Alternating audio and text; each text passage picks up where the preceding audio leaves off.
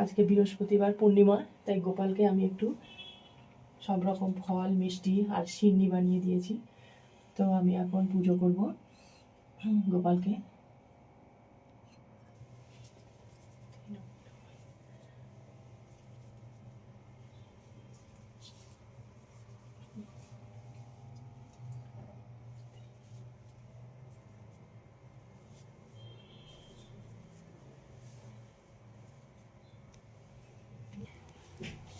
শারদ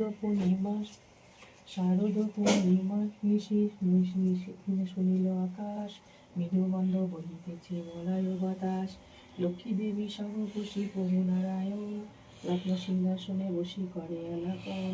হেনকালে সিনার ধরি বিনাতান, আসিরে প্রণাম করি লক্ষ্মী নারায়ণে। চাই রদ পানি নয়নে, জিজ্ঞাসেন লোকমাতা হেরি শিবর, হেরি কেন আজি তব বন।